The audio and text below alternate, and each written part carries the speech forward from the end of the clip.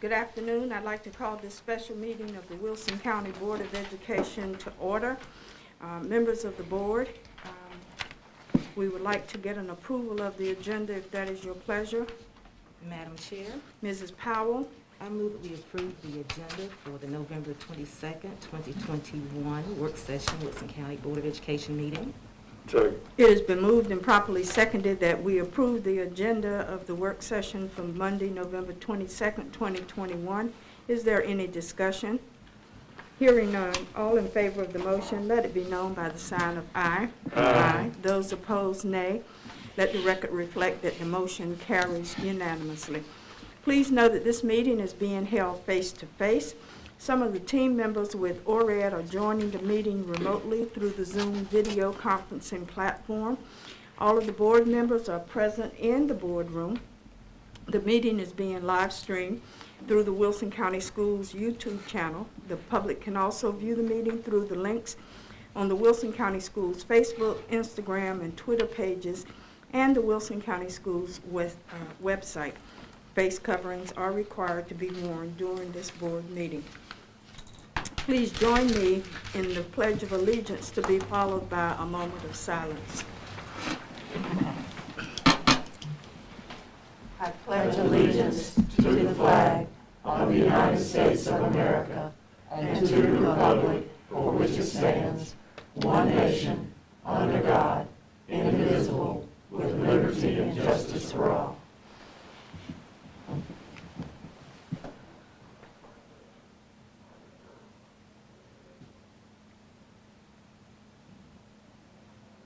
Thank you.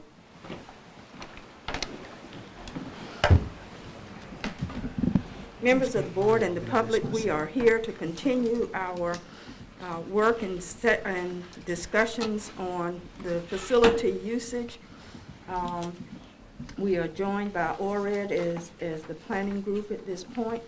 And other than that, I'm going to turn it over to Dr. Mills for whatever he needs to present in regard to our business today, and we'll go from there.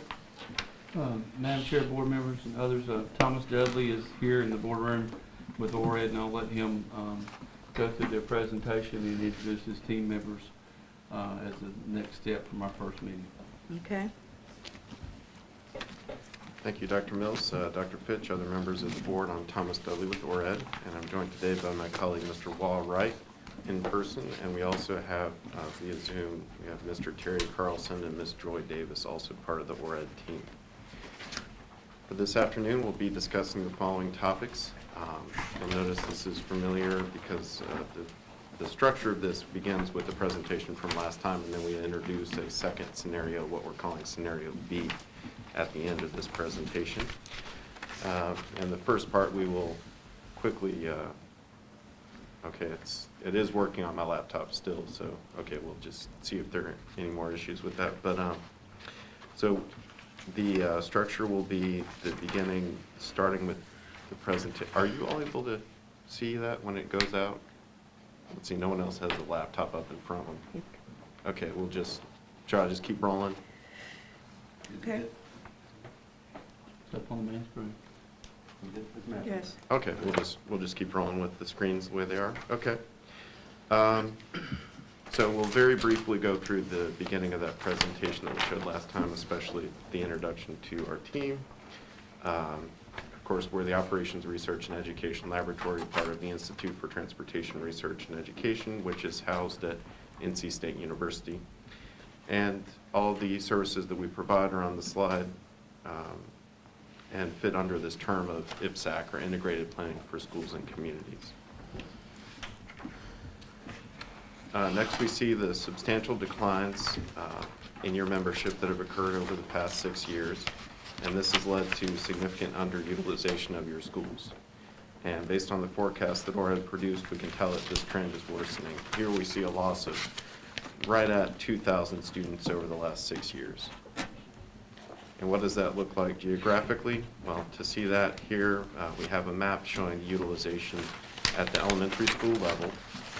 This is current utilization, and when I say utilization, I just mean the number of students at that school divided by the capacity of the school. And so you can see, just widespread underutilization at the elementary school level. And district-wide, the magnitude of what we're talking about, if we look K-12, is roughly 6,000 empty seats. So what is being asked of you today? We asked three things: to consider potential solutions to the underutilization, including facility closure and student reassignment or redistricting. Review the scenarios that are being presented and weigh your own assignment priorities as you look at these scenarios. We'll start with the current attendance zones. And it's often asked of us, a common question is, how do you get to the candidates for closure list of schools? And just to review from last time, we build up from scratch. We look at where there are schools that fit very well and serve well the student populations that are around them. Where is there a lot of student population density, and how do schools align with that? And then so from there, we build our way up to a system that's close to what you have today, but several schools can be left out where there are situations where there's smaller, extremely small numbers of students around those schools, and just overall keeping the larger ecosystem in mind as we look at that. Because we are sharing a second scenario, as I mentioned, as part of this presentation, the next slide shows you what you've seen before, but we're now rebranding it and calling it Scenario A. So this is Scenario A. Of course, Scenario B will follow later on. Let's see. So for this scenario, we're talking about, as we've seen before, the closure of 3 elementary schools: Stantonsburg, Winstead, and Vic. We mentioned last time, and I should mention again, that right now you're looking at an elementary utilization currently of around 65%. And if you were to go the route of this scenario that you see in front of you here, yet system-wide utilization at the elementary school level would go up to roughly 80%. To give a little bit more of a perspective of what this scenario shows, we'll zoom in just a little bit here and show the blue lines here are your existing elementary school boundaries. And the proposed boundaries are the dark, solid background color. So we're working our way from the right to the left. We have Barnes Elementary with the dark blue stretching down to the southeast, to whereas currently Stantonsburg's attendance zone. You have Vincent Bynum reaching to the south into what is all of the Winstead attendance zone. And then in order to facilitate the handling of the attendance zone for Vic, you can sort of imagine that the schools to the east and the west of the Vic attendance zone cannot do more to assist. You have Barnes, which is absorbing a significant number of students, Vincent Bynum doing the same thing, and so a school from the north or south needs to assist, and you can see Hearn in this case reaching down to the south and sort of absorbing the current Vic students. In order for that to work, then Wells has to backfill in behind, if you will, or sort of as a ripple effect, take on the southeastern, or the northeastern part of the current Hearn attendance boundary. The general note that I've put on each of these slides, which should not be overlooked, is that all these scenarios are considered draft until a comprehensive review is undertaken by your transportation staff, because it does take local knowledge to understand if there are safety concerns, like a bus would not be able to turn around safely at a given dead end or small street. Considerations such as that. So that is something important to note. Next, what we're calling Scenario B, and what we're introducing today, is the closure of 2 schools. So we're talking about in this scenario, Stantonsburg and Winstead for closure. And this scenario is much easier to convey the sort of movement of students that are proposed as part of this. And I will just zoom in again quickly here to show what I'm talking about. Again, the blue lines indicate the current elementary attendance zones, and the proposed are the solid back behind. So what this would do is it's as clean as reassignment can be, as sort of fitting the current Stantonsburg students into the Barnes facility, Barnes School, and then the Winstead students every student within the current Winstead attendance zone then being districted for Vincent Bynum. And to speak to the utilization here, both of those schools, Vincent Bynum and Barnes, would be operating at roughly 90% capacity, so there would still be some quote wiggle room as part of that assignment scenario that you see in front of you here. I will, of course, acknowledge that a large part of why we're here today is to be able to take the opportunity to ask you all what else we can bring you, what questions you have that we can answer, what additional materials and data and analysis and maps we could provide. So I just wanted to acknowledge that as sort of a first next step. With that, I'll sort of step aside and open it up more formally for questions and discussion. Members of the board, do you have any questions at this point? I don't mind starting off the questions. When in scenario B, you say that the student population would be 90% utilization. Is that what a student population, and still have room for some wiggle room, is I think is what you said. Right, so there is a distinction between the overall utilization at the elementary school level versus just the two schools that I was trying to refer to in that point that I made. And so what we're all trying to avoid is overcrowding a school that's absorbing students from another school. And so, yes, the point that I was making there would be Vincent Bynum would be roughly at 90% utilization. Barnes would be at roughly 90% utilization as well. And what would the utilizations be in scenario A? So for Barnes, it's actually identical to that 90%. It's the same students because there is no additional effect.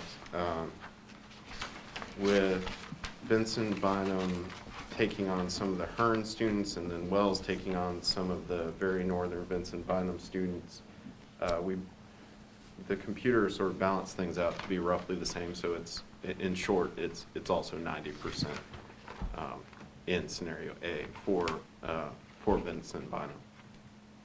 So with the redistribution in scenario A, those same schools would have the 90% utilization as in scenario B. For the two schools that we're discussing, yes. For the two schools that are in play in scenario B, yes. The other schools in that scenario A region downtown, not all of them are going to be at 90% utilization. That's just another point I wanted to clarify, yes. Okay. Several would still be significantly below their stated capacities, including, for example, Wells.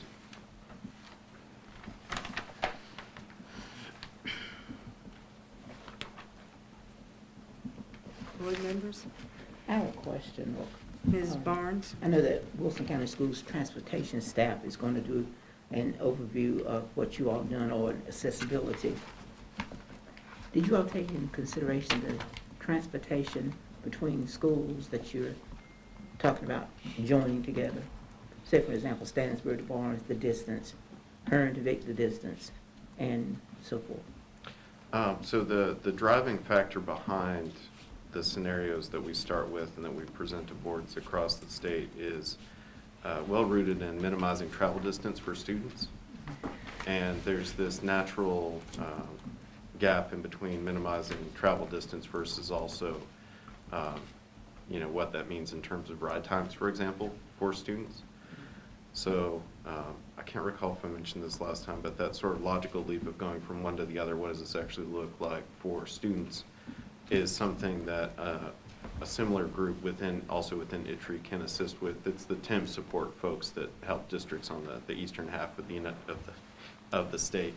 And so that's the type of analysis that could be done that would actually give some more specific information about ride times, specific information about how this would affect your efficiency scores, for example, things like that, to give a much more detailed sort of answer to your question.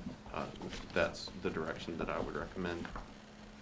Another comment, I know we're looking at elementary schools, rough drafts. But my question would be, if we were to consider either one of these drafts, I think I said this question, and how will it impact the middle schools if we're talking about getting children moved from joining two schools?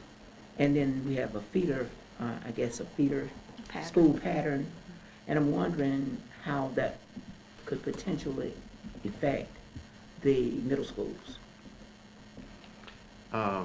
So feeder patterns are definitely a major concern for a lot of boards, and a common thing that we hear. When you look to trying to align feeder patterns when there's significant redistricting efforts, such as like what both of these scenarios would undertake, feeder patterns can be a real challenge. I'm looking at the boundary line that currently exists in between Winstead and Vincent Bynum, for example, and I don't have it on the map, but I could certainly add this as part of an additional map. That's the middle school line in between Forest Hills and Darden. So if you are trying to maintain a clean feeder pattern for Vincent Bynum into one of those other schools, it becomes an immediate challenge very quickly. Okay.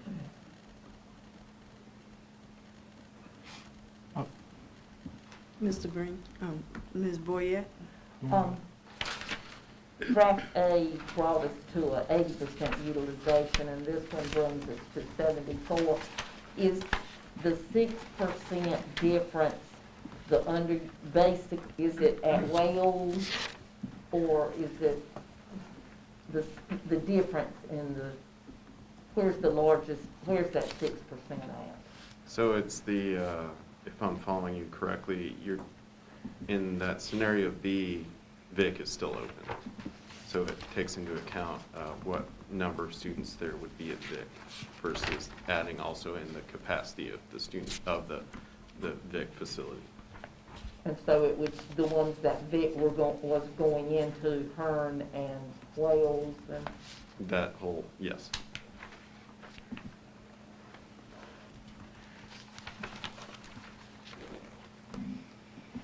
I didn't know she had a Do you have another question? Okay. Could you remind us what the current facility utilization percentages are for Vic, Winston, and Stantonsburg?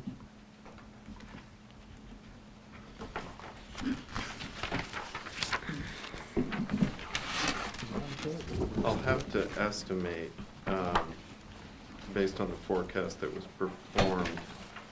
So let me make sure I have those correct. You said Vic was one,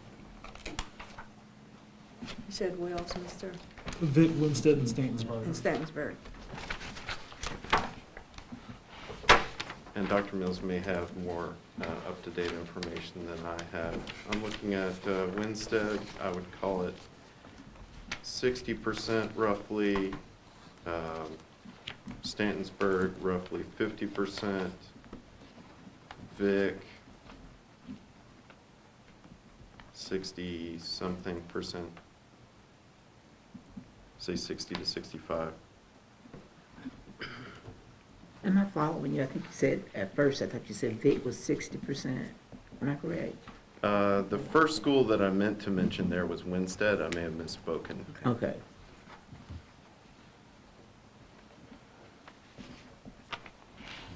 So the percentage for Vic was, you said roughly 60? 65. That's correct. How many? 65 65. in Statonsburg.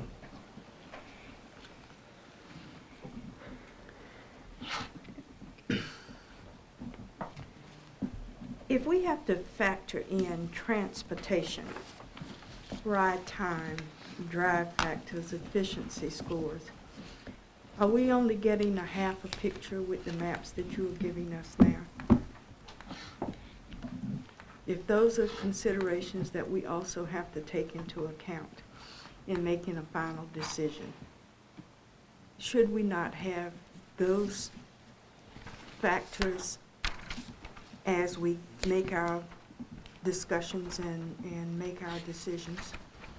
I think you're gonna need that once you decide on some scenarios that you want to go further into. Right now, you're looking at options for, or to go back and design for you to have discussion about.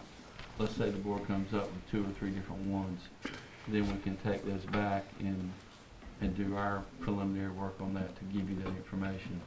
Because as you do that, that's some digging down to go through, look at ride times and efficiencies and pieces like that, as well as having everything on the table. The first part, I think you're focusing on the planning areas, is what Mr. Dudley and his staff are doing to show you the patterns for the assignments and the overall effect. So I think when you get down to, if it's not these 2, then if it's some other ones, then part of the process will be to come back and talk about that as you get into some more discussion, decision making. You do have to add those layers, but I think it's really early to add those right now, because that's a lot more variables. Because first is this a pattern that overall you want, and then from there we can go back and see if there's pinch points and things that you want to refine before transportation goes back and takes those apart and does that. That's typically what the board has done in the past. Except we've not had discussion on closures Not in the closures, past. but in We've had redistricting, yeah. discussion on But I think the redistricting. process is still the same before you get to that point. You've got to lock in on at least a couple of scenarios to make that work the time you're going to take and go look at that next step, because otherwise you're still looking at other variables that go back to which of these do you like or don't like and why, and then refine it from there before you go back and add other pieces of information. All it's going to do is add more pieces to the puzzle, which you do need to look at. It is going to affect things. But if ride time is a variable that is important, and we're not having that to look at this point in time, then the decisions that we make may be skewed. There's no doubt you need all of it when you need it. And if you want to see that now, then if these are the 2 scenarios you want us to go back and do that with their help, then we can go back and do that. So are there other scenarios? No, I'm just saying, Oh, if the okay. board comes up with those scenarios, you've got 2 in front of you right now. Yes. But the board may, through this process, come up with another scenario, or a variation on A or B. Okay. And then you'd have to do the same process. That's what I'm saying. Okay. Madam Chair. Mr. Mercer? Yes, thank you, ma'am. There's no question it's a difficult task for everybody, both for us and the families and people that are attending the reference schools.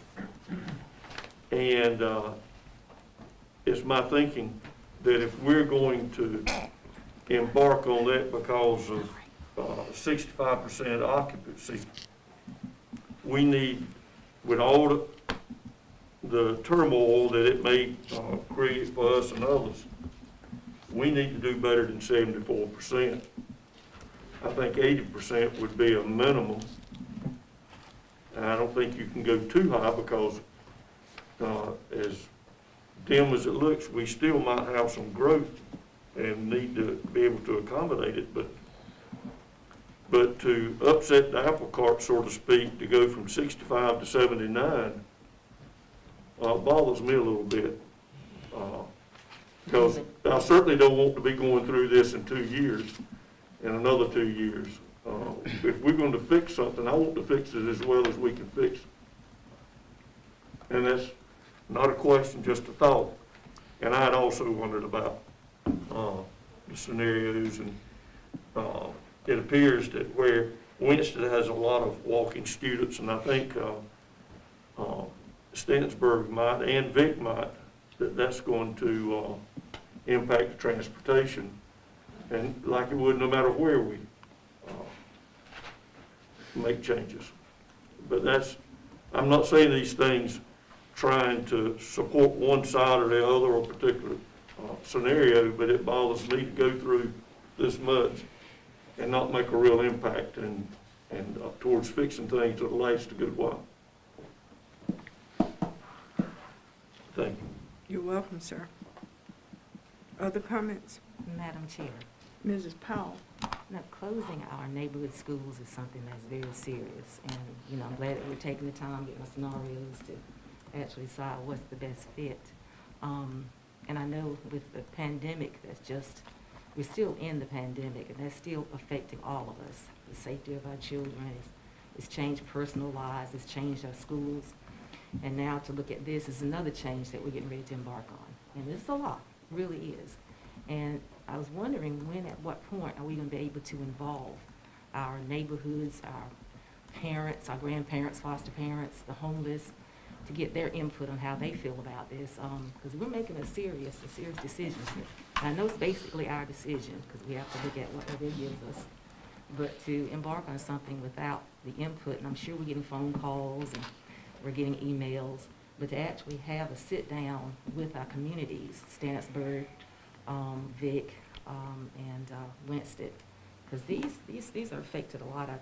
I always like driving by Winston and seeing the kids playing out in the yard, and I know someone else had said in one of the phone calls they like seeing the kids play out in the yard at Stannisburg Elementary and Vic Elementary, and there's a lot of history in these schools that we're making these decisions on, because Vic goes back to, Vic at one point in time was on Reed Street, and then it transitioned over to Carroll Street and became Darden Vic at one point in time, and then Darden transitioned over to Lipscomb Road, and that's a well-known school, and we have the Darden Alumni Association, and we have Trojans and people that are, representative of these schools.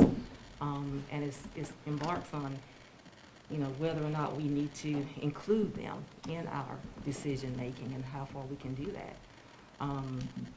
And I know that this is going to be something that we're not going to decide upon immediately, that it will take time. But I also want to make the right decisions, because these schools have impacted. They've been there a lot. There's a lot of history. And Stannisburg being so far away, busing those kids from Stannisburg over across town, it takes about, 13 minutes to drive from Wilson to Stannisburg, to walk about 3 hours. So it's not right down the road to actually bus them. And then we're talking about the safety of the children. That's, I know, one priority is making sure that our students are safe wherever we move or whatever we do. And to have a plan that's in place is going to be the best for our communities, because we want to keep our communities and schools, we want to continue having that rapport. We want to continue having that representation for our students, so that maybe one day when they graduate, they'll want to return, to come back here to work here, to improve our communities. We always want them to come back and whatever they decide to do, to teach, to work on any field that we have available, an opportunity for them to come back here to improve our communities and our areas. So I'm saying all of that, it's quite a bit to actually to transition from one school to another area. And two, I'm thinking also about the impact it will have on our students transitioning.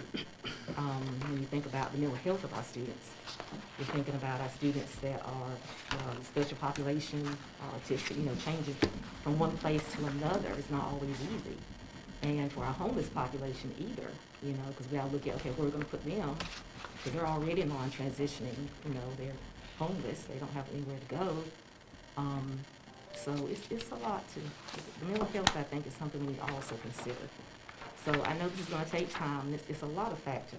Really, there's a lot of things to consider. And looking at how much it's going to cost to actually do all this, the pricing, cost of closing down schools and rebuilding schools. And the one thing I mentioned before that I love us to look at too is looking at the cost of renovation to see. I know we can't keep patching. We need to kind of do a better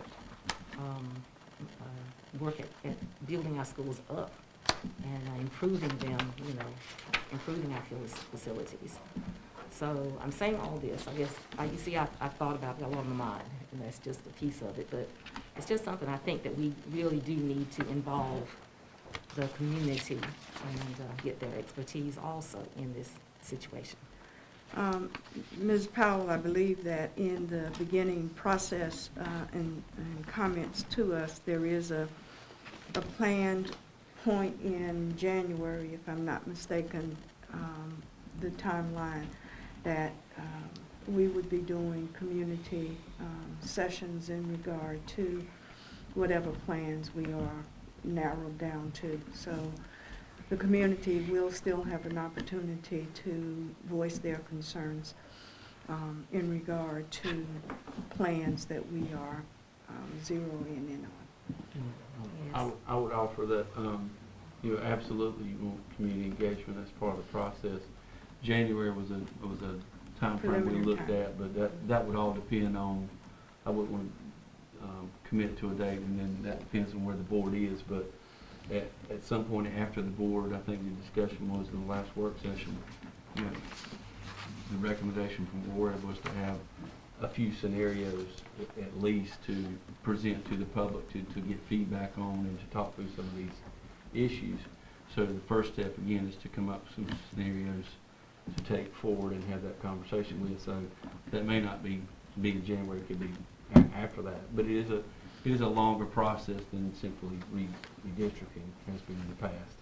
You've got some other logistics to do after the fact, but certainly the public piece is critical to have that feedback. And that's what has been done in the past, that ORAD has done with other districts as well, to bring in and answer questions, and they're there on hand. And we've looked at having multiple sessions and even a virtual session by a high school attendance area. So there's multiple opportunities to do that for folks, as scattered as things have been over the last year with COVID, and as well as scheduling as well. So there'll be opportunities to do that. But time frame wise, it would depend on where the board is in the process at that point when we would schedule that, and that would be something we would talk to the board about, and the board would get guidance on from that. Because you got to have something to discuss, and some, again, that would be us going back looking at some of the things you just talked about.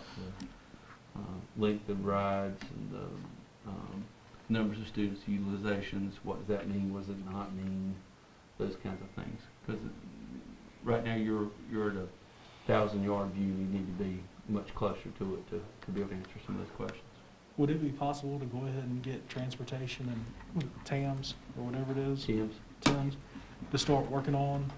If these are, I mean, routes and I think things? that's a question that for the board, if these are some scenarios that you want to continue analyzing and looking at, then yes, I think we can ask ORAD and the Transportation Department to begin looking at some assignment pieces, and then trying to see what we can pull before we would go to the next step. But I think where you are right now is, the first question is, of the scenarios that you have before you and what you've been presented by ORAD in the past with your forecast, you see which schools are utilized and underutilized, and so you've got that to deal with.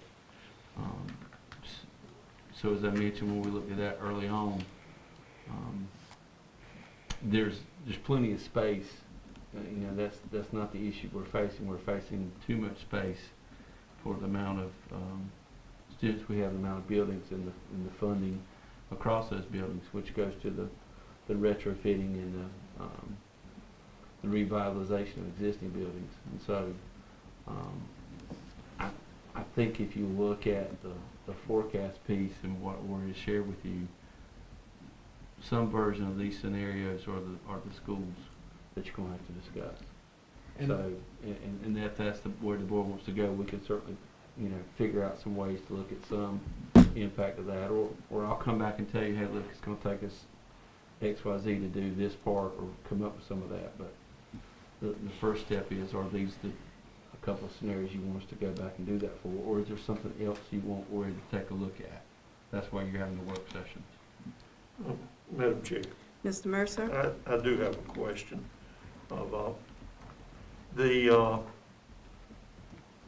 It's been brought up numerous times, and it could be in any of the 3 schools, but particularly Stantonsburg is, and some of the people that have spoken out have referred to the growth, the number of new homes, apartments, and so forth. Is there any way of predicting the impact it'll have on the student population? I mean, I know you don't know who's going to live there. You don't know if every apartment or home would have children or what, but looking back at the big pictures, are there any rules of thumb that you go by? So we We do enrollment forecasting as part of our projects, including the land use study that we conducted for you all in 19 to 20. There were a couple specific developments that came up as part of the conversation last time. I believe Mr. Boykin had a few that were transferred over to us. So the goal that we have at this point in time, this is sort of, once we already have maps, it's kind of a late stage in the process, but we will go back and incorporate as best we can those developments, and then a new update that we got from county planning this morning about other developments as well. So there's still some coordination that needs to happen in the background over the coming weeks to make sure that we're accounting for, you know, today absolutely everything that's out there in your development inventory. But yes, we do make assumptions about, you know, number of students per developed lot based on existing subdivisions or apartment complexes that are comparable, that type of thing. We do that sort of modeling, and I know you can't see it, but the out-of-capacity table that you saw, you know, back in 2020, that incorporated every development that was in the pipeline at that point in time. So that is something that we are actively updating and in the process of coordinating with county planning on right now. Are you finding that those numbers are based upon the information shared by Mr. Boykin and what you have just gotten today from county planning? Is that going to make a substantial or non-substantial impact on the numbers that you might be forecasting? I'm going to need to look at it in more detail because the county planning information that I saw, only one development was what I would consider to be a major development. There were a couple that were, you know, 6 lots and that sort of thing. But it was difficult at first glance this morning to be able to reconcile. You know, we may have heard, you know, here's an intersection where 2 things are, and then I'm just seeing it has some name on another spreadsheet. But I would need a little bit more time to reconcile those to be able to adequately answer your question. Okay. I had a comment. Ms. Yes. Barnes? And it was following up on what Mr. Green had said about involving transportation as quickly as we can to look at the scenarios, and not only transportation, but I see Mr. Letchworth is here today. I think maintenance also needs to be an integral part as we make decisions, because if you look at our 5 to 10 year plans, we have a lot of money in our budget that we were going to use to renovate some of the schools. And if we're going to potentially close a school, we need to look at the spending portion of it. So we're going to spend on something we're not going to keep.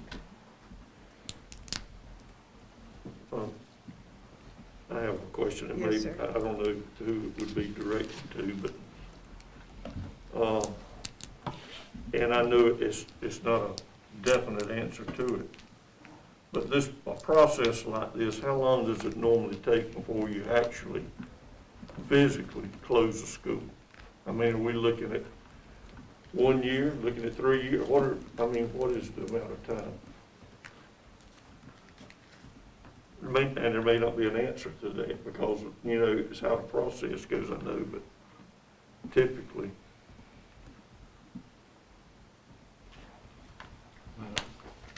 I don't think there's a clear-cut answer for that. I mean, with redistricting, we've seen it take the process to go through and then make people aware, do the planning and all.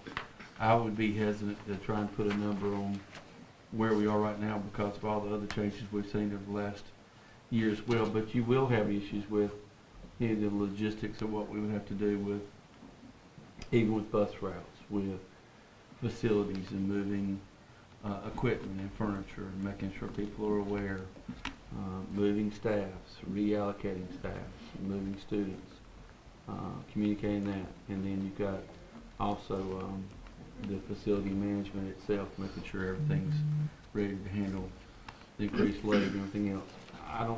I don't foresee that taking, you know, years down the line process, but right now we're pretty much in December. So, you know, we start planning for the next year. We've already started that, you know, this fall. So I would suggest, you know, probably a year's worth of work on the logistics piece to actually make it happen and communicate it and to work through it, because you want it to go as smoothly as possible. And this would be, if you were talking about multiple schools, that's a pretty major undertaking for the people who have to do it, which would be, maintenance and transportation staff and administrative staff to try and do that. There's probably somebody out there that you could call, but I don't know who you call to say, hey, come help us do this, because it's going to be unique to each school system. So that's why I think it's important for the board to continue working through and coming up with some scenarios to work through and getting there, because it's going to take some time on the back end, even once this process is done, to get through to the next steps. I mean, Mr. Dudley and them have had experience working with other systems. They may have some better time frames, but I do not have any firsthand experience with that closure piece. Well, the reason I ask is because I'm afraid in some people's minds, including mine or whoever, it's important to know that it's something that's not going to happen right away. And right away being, in the next month or the next 3 months and stuff. And I understand that it's not going to happen that quickly. But when you start talking about things like this that touch people's hearts, all kind of scenarios run through their mind, and I think we're being as open about it as we can and honest about it as we can. But I just hadn't heard anybody have any kind of ideas to when it might actually take place. Thomas, have you had any experience with other systems in the process afterwards, what you've seen? Very wide range.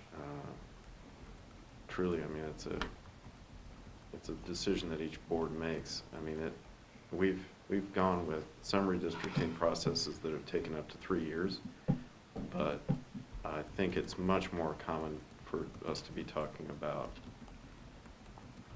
between 6 months and a year and a half. Madam Chair, Yes, sir. just a couple comments. So, we've got a couple draft scenarios of what we're looking at. One bringing us to 80% utilization and the other one bringing us to 74. 74. I'd really like to meet with the county commissioners at this point and sit down and have a working session with them and try to start coming up with an overall goal of what we're trying to achieve.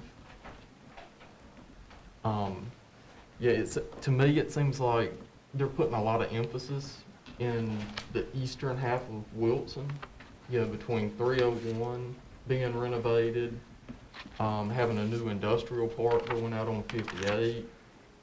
You've got, this new subdivision that's going out on Sandpit Road. And if we're, as a county, if we're gonna continue to push for East Wilson to grow,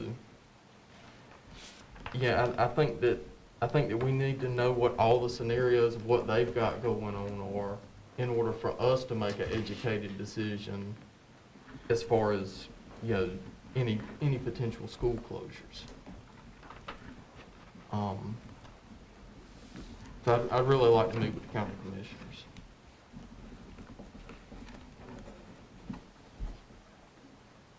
All right. Other comments? I have a question. Just a quick question. Quick question here and then Mrs. Boyette. We were talking about the closing of schools. How is that going to affect our staff? I guess this is a long-term question too, as far as will we be losing staff with this change? Is one of these scenarios, once we make a decision on which one we decide to do, will we be losing staff or gaining staff? And that's a concern too, because we've moved some people, moved some principals around, and we've got some good people out there. I don't want to lose those good people because of what we're getting ready to take on, possibly I take on. talked with some of those folks that would be in the discussion for a couple of these scenarios in the last couple of weeks. We have plenty of opportunities with vacancies and some of the other changes that are happening all the time for existing staff to be placed throughout the district. I mean, honestly, we can absorb with the additional student ratios going into the buildings, because you're talking about moving students into existing buildings, so you're going to need still need teachers, still need child nutrition, still need lots of other services. Between that and attrition and vacancies, I think we'd be a pretty good stead. I mean, I think it's going to depend on which scenarios the board ends up going with for some of that, but there are opportunities for folks that are under contract. One, they're under contract, so you've got to address that, and two, you want to take care of your people and make sure they're somewhere where they can help and are safe.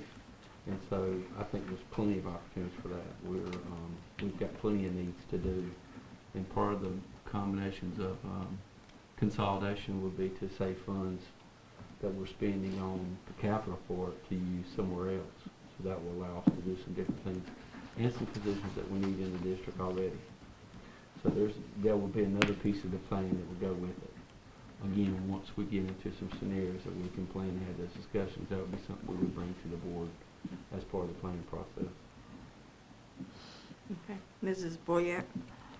I was going to ask, I agree with what Mr. Mercer said about moving to 74% from the current 65% utilization doesn't appear to be enough. Is there another school that we could look at?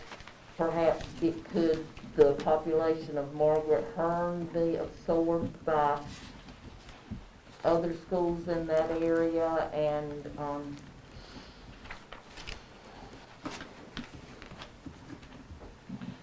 Is that proposal in addition to closing the? Winston, in other words, it would be after scenario B, instead of where we didn't close Vic, another school that we could close in that area that could absorb the population. For example, Margaret Hearn. That's certainly something we could explore. So that would give us a third scenario. Would it also be possible to see a population density map for the county, so we have an idea of where folks, Student density or population, regular population? both? Both. I think Student population density we can do fairly easily. If we're looking at census data, I can do see a that. less accurate version, but student density, yes. When you do a student population, do you, like that, do you include projections for several years or years to come? So, For example, include not people in preschool, but the 3 or 4 years old that are going to be impacted. so I wouldn't try to project forward at that high a degree of resolution about where students would be in the future, because the way it would look as a density map like that, it's going to basically be a heat map, and so every little dot, every little cell is going to have some value for how many students are there or are expected to be there, and that's just too high of a resolution to try to move students around and try to get something useful. If having seen some of these existing versus 5 years later versus 10 years later, if you get the type of map that Mr. Breen's talking about, if you see a current version, it's going to make a lot of sense. It's going to be very informative, and then that's also much more defensible to go with what is currently there now versus trying to go out on a limb and project something like that as well. Yeah, Mr. Breen, you're asking about a student density map and a population density map. The population density map is based on census, correct? And did not Wilson contest its census data, We just did a really bad job of filling out that paperwork. which impacts the population density? And I agree with you, but what I really want to see is where folks are living. So when we look at, I mean, we can look at that map and say, well, you know, those streets are dense or pretty close together. The logical inference would be a lot of people live there. But when I look at Stantonsburg, I don't know what pockets people are living in Stantonsburg. So when we talk about potentially, you know, redistricting or closing schools or whatever, I think it's important to know where those pockets are. I definitely think the student density map is what will give you what you need, and it's the most up-to-date map.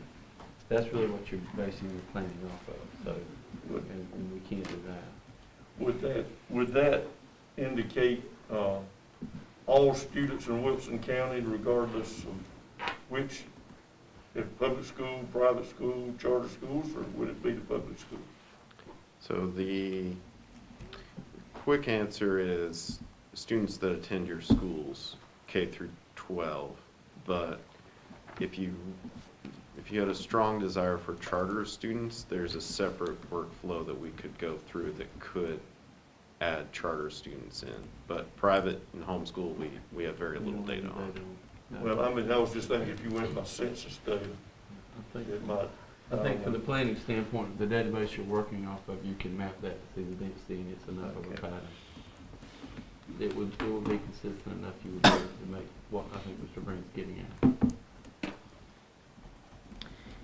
If going back to Ms. Boyette's question and desire for a scenario to see how that population shift from Hearn would be,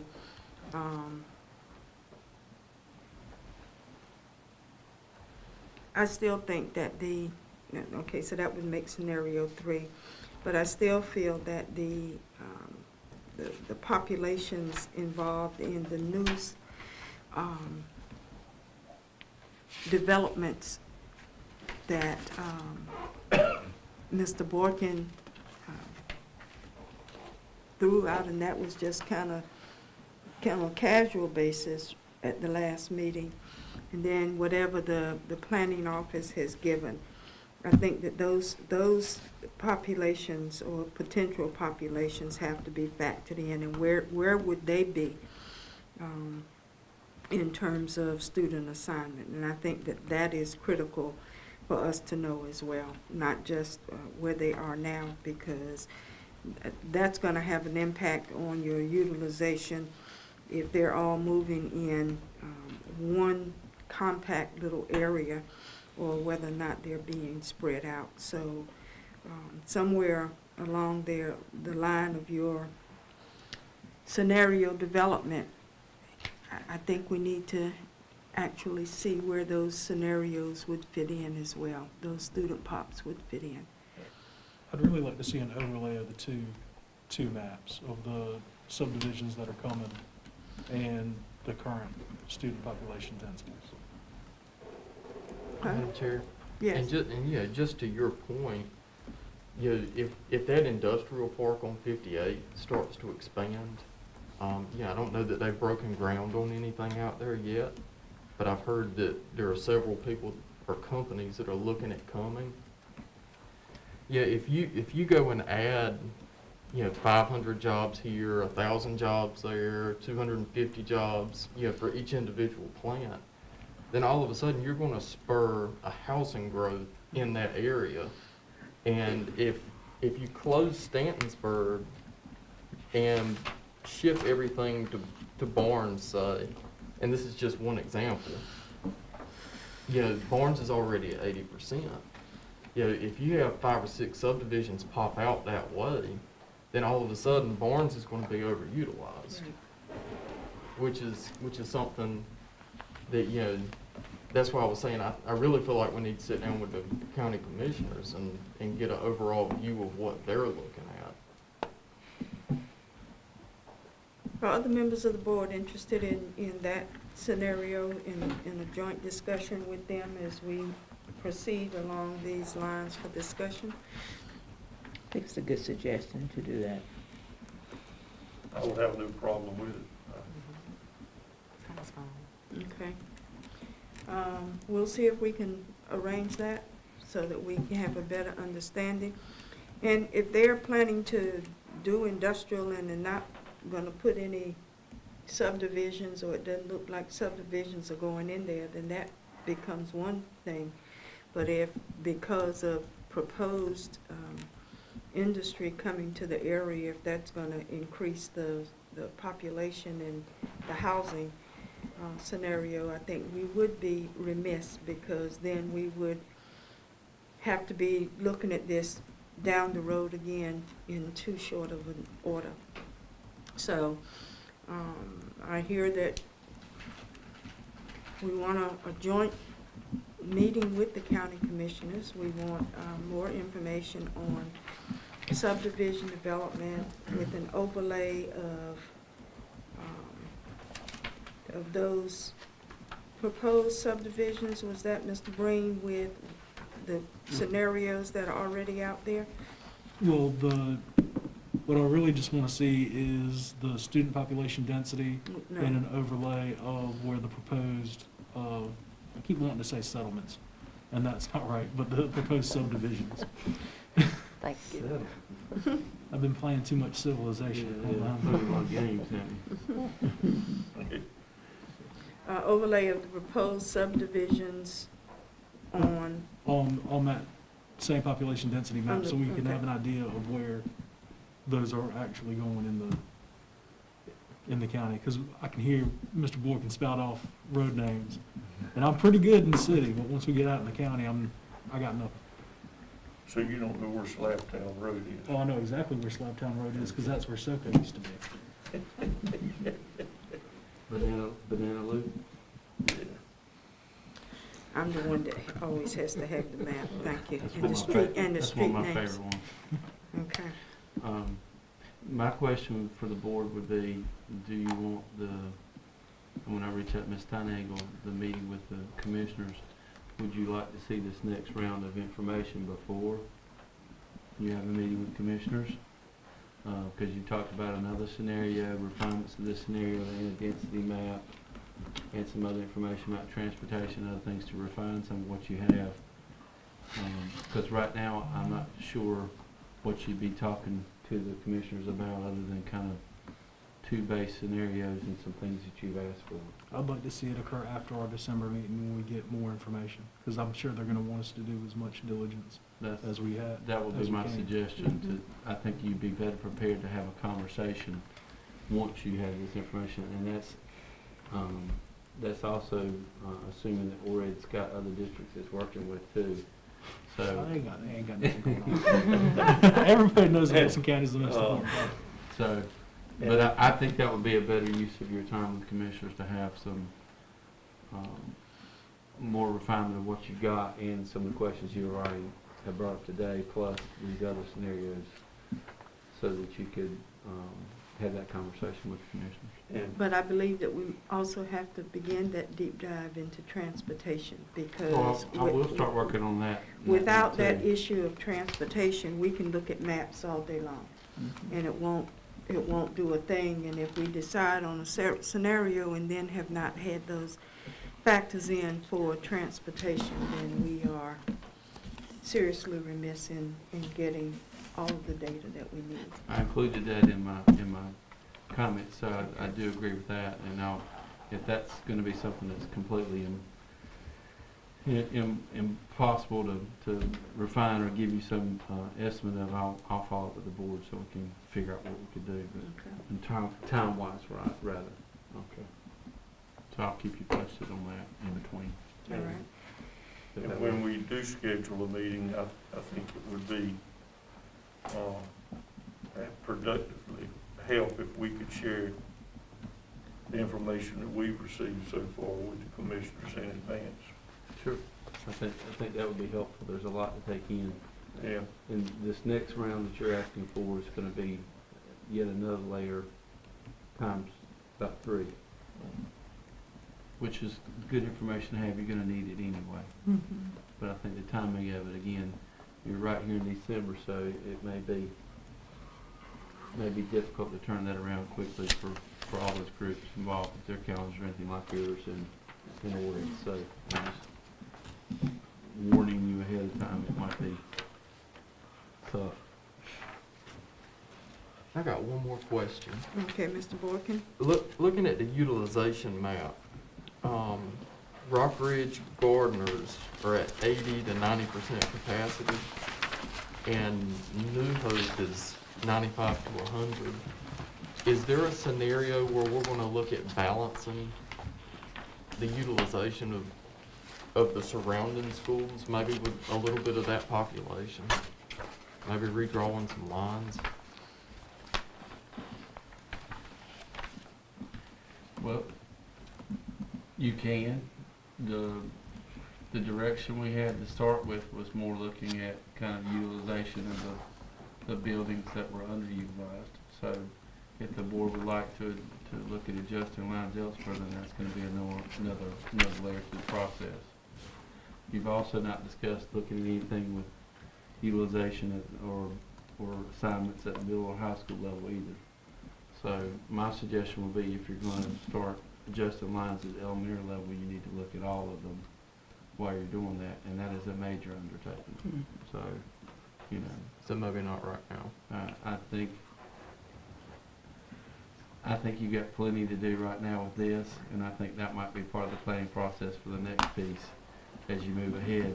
Once you have your conversation with the county commissioners about what plans are with future growth and building and funding, that might be the time to do that as well then too. But I do think that's a good conversation for the board to have and plan to do. I do think there's things that need to be looked at, but I would not do those two things in conjunction with each other. It's too much. It's too much change for families in the district, and it's too much change to trying to undertake for a system and everything else that's going on right now. I would stage it. I would stage that. Because this is significant for anyone. But I do think it's a very valid point. Other questions or comments?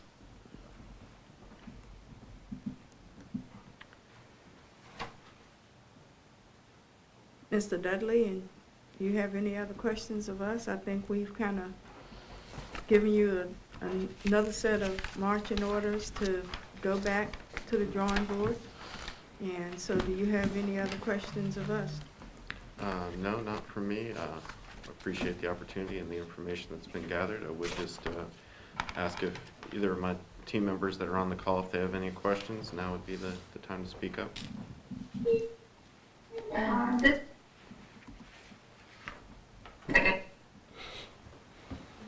Are you able? You're kind of fading in and out. Joy, I think we'll follow up with you afterward, if that's okay. I know you're having internet issues today. Sounds very familiar. If she lived in Wilson, she wouldn't have internet. She, her internet was going in and out earlier today. Can you hear me now? Yes, we can. Yes. Okay, what? No? I don't think it came up in Um, concerns related to transportation and getting community feedback. I did want to note that one of the things that specific is that community schools are really important. She's toying with us. And how they get to school. One thing that we've looked at already is adding a component to the survey that we put out to the community in our conversations with them that asked about how transportation shifts that may occur if they're assigned to a new school may impact them, so that can be considered as well and be included in part of your decision-making process. So just want to make sure that you knew that was on our radar and that we intend to make sure that you have a feedback loop for that. Then I'm going to ask how you intend to get the survey information, particularly if your only means of doing that is by computer. Yes, we did have connectivity for a lot during our pandemic, but we do know that there is still an issue of connectivity for a lot of our families. So we ask that you please do not just limit your surveys to that point of connectivity, but that you have alternative ways of gathering that data from our population, please. Yeah, so that's a very good point. So translation and also alternate means of distribution are things that we typically like to work with the district on because All right. they're are often means in place that go beyond our capabilities there in terms of relationships that are already there with the community that approach specific work. So that's definitely something that, again, will be on the radar, and we can talk and work with you on that. So yes, that's definitely something that we'll talk about as we get there. And if there are any things that are already working for you in terms of approaches on that, we can talk about that sooner rather than later as well. All right, thank you. Madam Chair, do they also do the surveys in Spanish or Spanish? She said translation as well as other means other than just the computer. Terry Carlson, do you have any points that you would like to make? No, ma'am, I'm good. As Thomas mentioned, we received some more data this morning, so we'll kind of reconvene on that, get that incorporated, and hopefully make some maps for you all. All right. Anything else? That's all we have. Appreciate the input very much. Thank you. We thank you. I just want to make a Members of the comment. board, Mrs. Barnes? Though we have public people or members of the public here, and they cannot participate necessarily in our meeting, but it's just good to know we have that community interest, and it does not bother me at all for people to approach and ask about what we're doing, because this is really a hot potato, and it's going to be important that we have community support alongside of what we're doing. Well, a very positive thing is that for those persons who are unable to make in person for the meeting, because the meeting is broadcast and because the meeting is looped and shown on a regular basis, members of the community do have the opportunity to view the meetings and to hear the discussions that we are undertaking. So we thank you for that comment. We thank the persons who come to not only this meeting, but to all of their meetings for their interest in Wilson County Schools. Any other comments, questions? Hearing none, the chair will entertain a motion for adjournment. Madam Chair, I move to adjourn. Second. It has been moved by Mr. Breen, seconded by Mr. Mercer, that we adjourn. Is there any discussion? Hearing none, all in favor of the motion, let it be known by the sign of aye. Aye. Those opposed, nay. Let the record reflect that the motion carries unanimously, and we are now adjourned. We gotta Thank stick- you. We got to stick around and talk about a December meeting date. Yeah, we need more Got data. my book. Oh, yes, members of the board. When would you like to meet again? Mr. Dudley, when is a good time for us to look at scheduling to meet with you guys again? They have your, he's got, okay. Oh, I'm sorry, there are some dates optional right now. Wednesday, December the 8th at 3 o'clock, Thursday, December the 9th at 1 o'clock, Tuesday, December the 14th at 3 o'clock, Thursday, December the 16th at 1 o'clock, or Friday, December the 17th at 1 o'clock. I could You do the- anticipated our time, Ms. Horson, all right. Thank you. Members of the board, what of those times look fairly, 8th, 9th, 14th, 16th, 17th? Now, 3 of those times are at 1 o'clock, and the other 2 times are at 3 o'clock. I can do the first date and the last date. So Breen is December the 8th at 3 or December the 17th at 1. I can do any of between the first one and the last one. And the first and last one too, as a matter of fact. Mr. Mercer, anytime, all right. I'm good for that 8. Boykin is good for the 8th. Is that the 3 o'clock meeting? That's 3 o'clock on Wednesday, December the 8th. I'm good for the Mrs. 8th. Does that work for you, Ms. Powell? Mrs. Boyette? The Wednesday and the Friday work for me. Okay, Wednesday and Friday, so that's Wednesday, December the 8th, and Friday, December the 14th. 17th, thank you. Ms. Barnes? I just like the 1 o'clock meeting, so I'm looking at the 17th as a good date, but I can work with the 8th if that's what everybody agrees upon. Okay, Mr. Mercer said anytime, and so that leaves me, anytime, I believe. 8th, 9th, okay, 14th, 16th. I'm good at any of those days, so,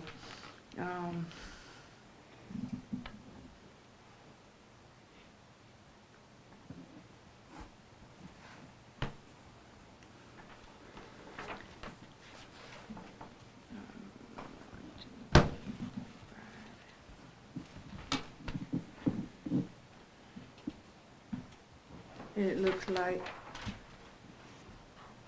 Wednesday, December the 8th at 3 o'clock.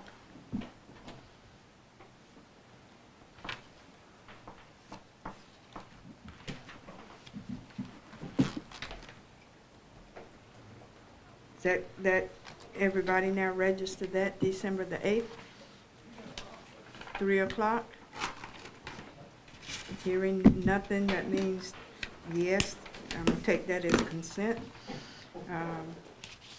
Our next meeting will be Wednesday, December the 8th at 3 o'clock p.m. for our ORED discussion. Thank you much. Is that works for you then? Yes. All right. Thank you all very much. Everybody have a happy Thanksgiving. Absolutely. Happy Thanksgiving. Yes, sir. So the reason why I was asking about is if Some you know, of these being state the borders overutilized, if you took some of it, you might be able to expand farms this Well, I was way. going to call my husband. And take a little bit of it. I don't want you to be out of your way. I like that. Barnes is not, Gardner's is not overutilized. They're at 80 to 95%, so they're not overutilized right now. True. But just like saying balance. Thank you.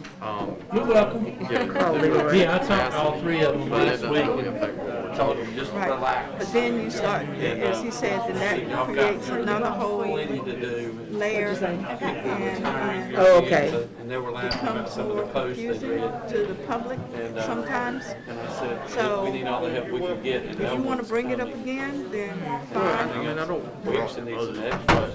Yeah. If the goal That's was what I was thinking about. to save big, We talked about that. then yeah, that piece right there might would do it.